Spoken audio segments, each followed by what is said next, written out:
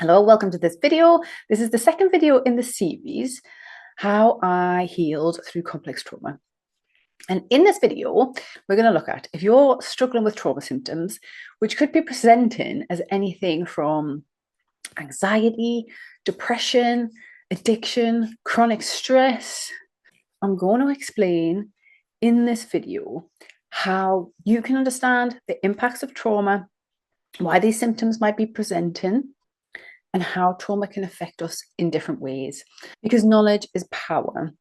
And understanding what's going on for us is taking us out of a state of powerlessness, out of a state of confusion, and into a state of awareness where we actually start to acknowledge what's going on. And it gives us new choices. It gives us a new approach to long-term healing and recovery. My name is Terry Lee Shield. I'm host here at Love School and on YouTube. And I have healed through complex trauma symptoms. Am I a perfect person? No. Does life still happen to me? Yes. Am I still a very deep emotional person who things sometimes come up for, come around for? And am I still affected by the trauma in my life? Yes.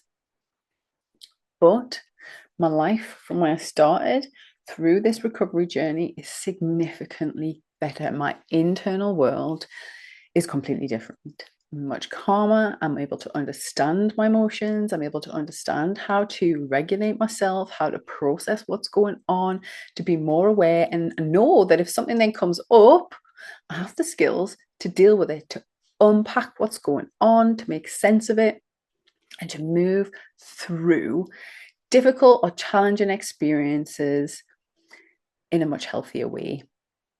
And I'm here because I want to share that with you. I want other trauma survivors, abuse survivors to know that there is a path through these experiences and towards better health, better wellness, and a recovery process. And that through all of that, we can build a life that actually works for us and isn't constantly focused on coping, on stress management, on dealing with all these external forces in our lives.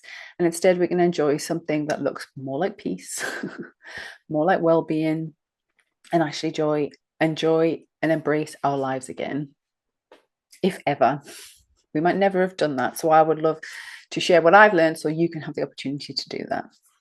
So in this video, we're going to look at a really key step,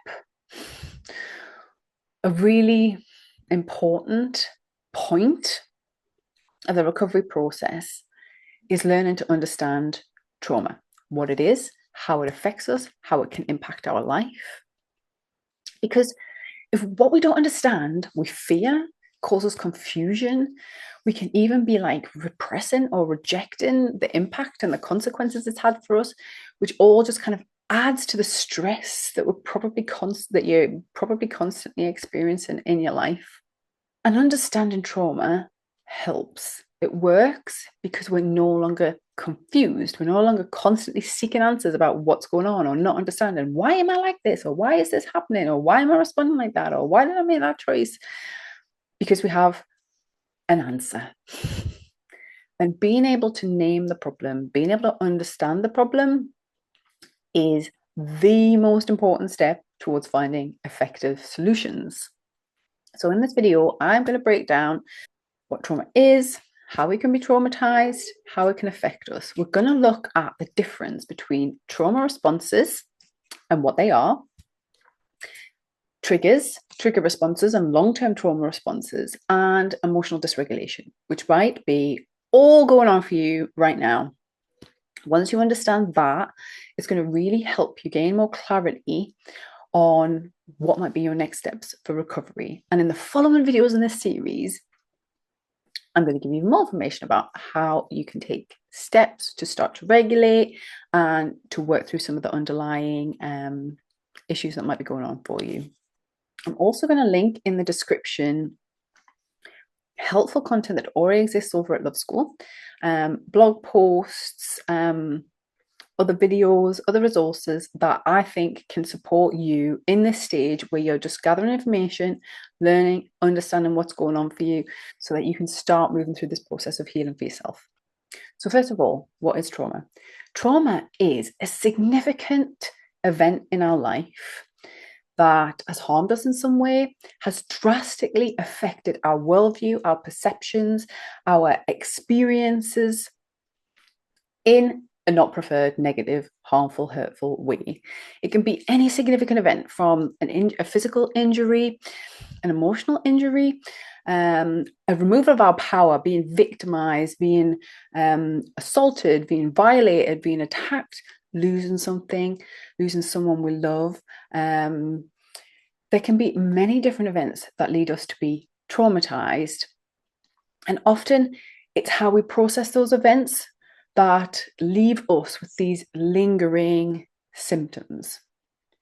So a traumatic event can happen. We can be traumatized by it. But if we've got like the space to process that event, it might not impact our life going forward.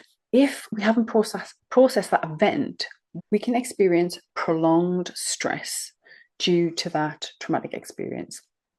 And this is where diagnoses of PTSD or CPTSD come into play.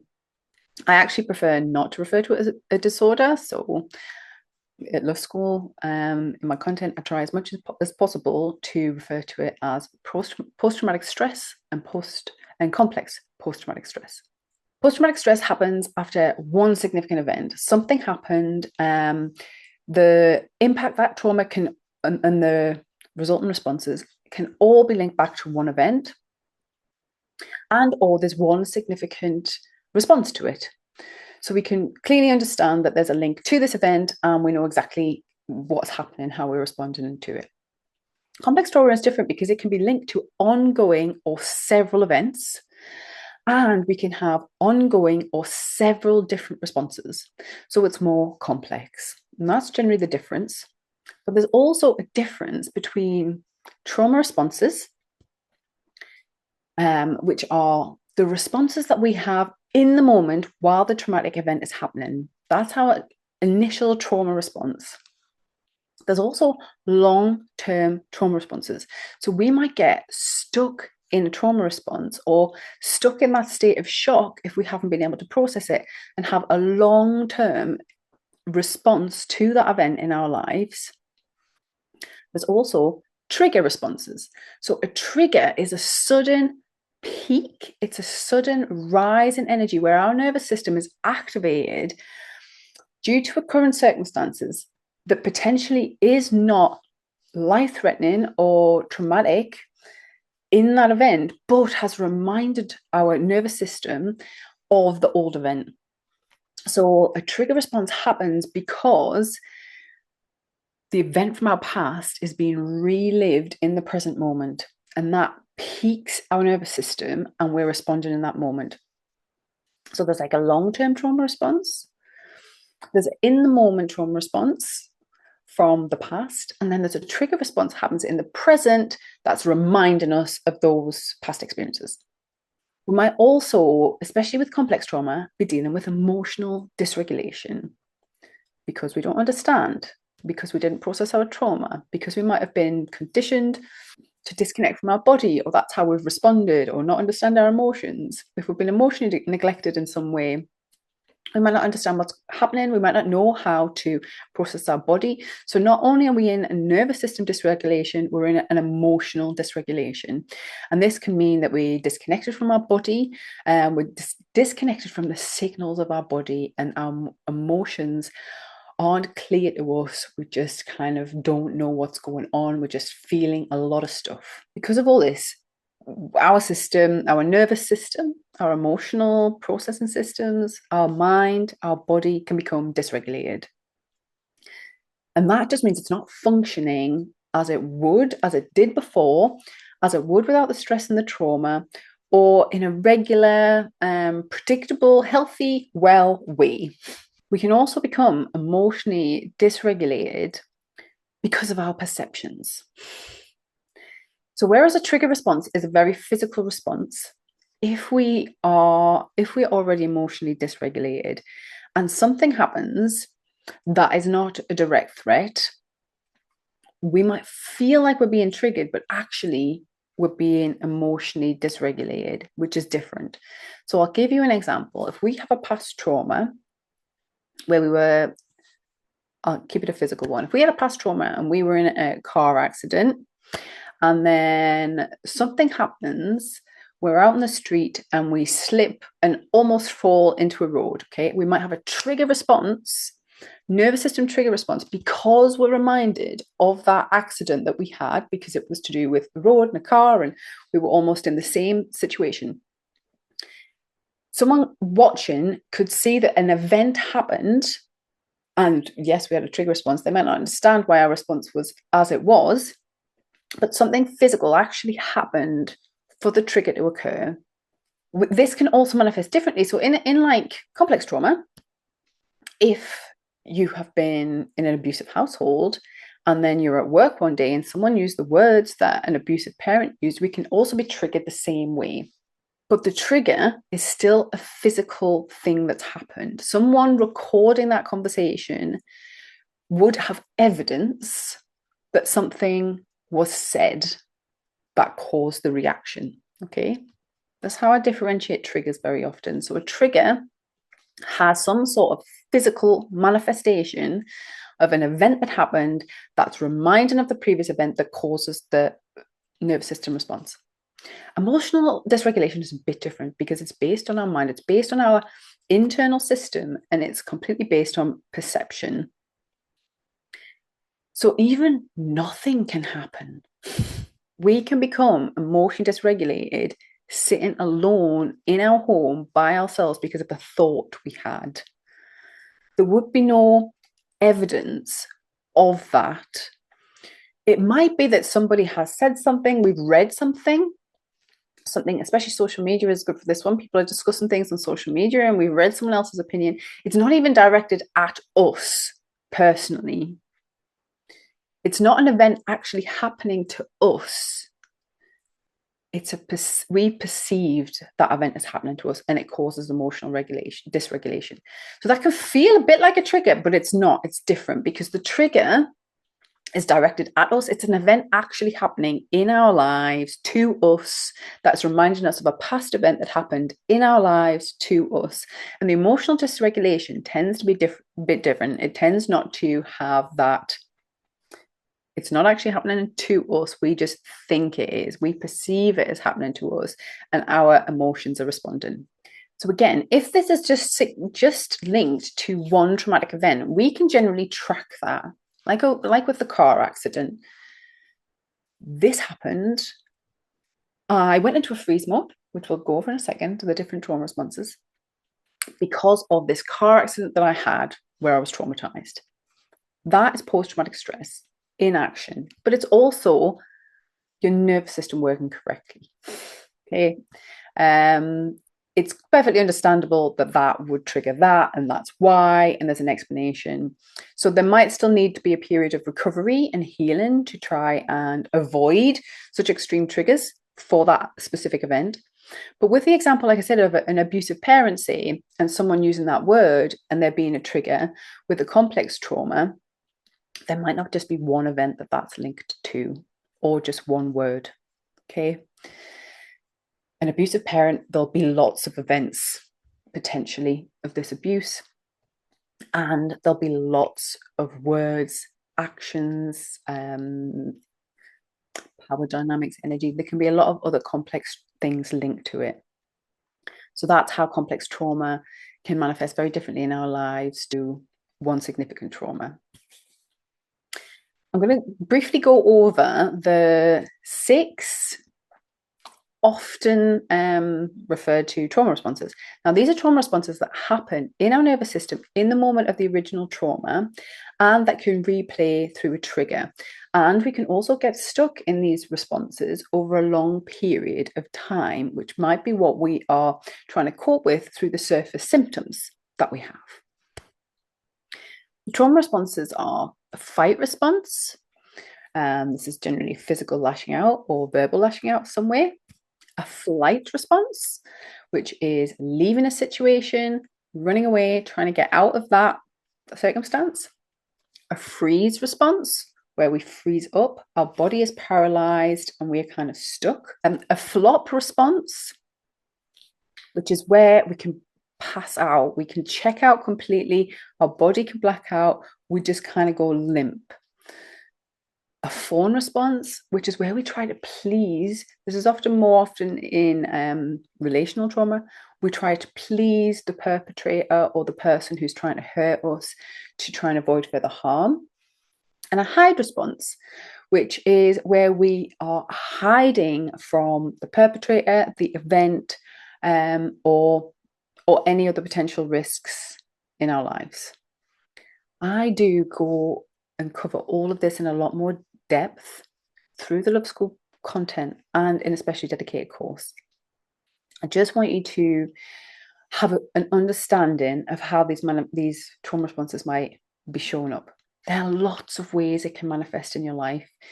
And there's a difference between how it might show up in the moment to how it might show up in a trauma response. And in this, I'm trying to keep this video relatively short so you can consume it. It's not too overwhelming. But if you're ready to really dive into it and understand it, there is more content and I'll link it in the description. Trauma events, when they happen, need to be processed. We might go through a phase of shock where we're readjusting to what happens after this event. And in that phase of shock is when we begin to acknowledge what happened, address what's happened, process what's happened, potentially adjust our life to what's happened. And we come through that shock period and have hopefully effectively processed that trauma in some sort of helpful way to help us align back with a healthy, well lifestyle. We can readjust after that. And that shock period can be different lengths of time depending on the trauma, the person, the circumstances, whatever it is. If that doesn't happen, that's when we can start to develop trauma symptoms down the line, long-term trauma responses, trigger responses, and complex triggers, because our body wants to heal, our mind wants to heal, our nervous system wants to regulate again. And if it's not, these are kind of signs that stuff is still going on that needs to be dealt with. And the longer we avoid that, the longer we don't deal with it, the more it can build up. It might be that we think we've processed trauma and we go for years even without having any impact of it, and suddenly some will come around again. That's because life happens, our circumstances might have changed, might even be that we're in a more stable position and, whatever reason, our body, mind, nervous system, energy system goes, do you remember that really stressful, traumatic event you had? Can we deal with this now? And things happen, things come up. The trauma needs to be processed physically, mentally, emotionally, energetically, even spiritually. And we can do that in many ways. We can do that through the body. We can do that through shadow work for the mind. We can do that through our life journey, life design, making sense of it all in our life. It's really important. If we have a lot of emotional dysregulation, that's kind of a bit different. That's like a skill building requirement. We need to learn new skills. We need to learn emotional awareness skills. And all of this might be part of a healing and recovery journey if you have complex trauma. So the key things to understand from this video is that trauma might be affecting you in many ways from many different circumstances, and there might be surface symptoms of stress that are manifesting in your life that are actually hiding something deeper going on, that if they're being amplified is a sign that this wants to be healed, that you need to go through some sort of recovery process. In the next video, I'm going to explain how we can start to physically care for the body, to connect with the body, to ground and regulate, that creates more of a healthy foundation for maybe some of the deeper work of trauma recovery that needs to be done. So make sure that you like and subscribe because you'll be notified of the next video, or if it's already out, you can watch it straight away. It'll be linked up in this video.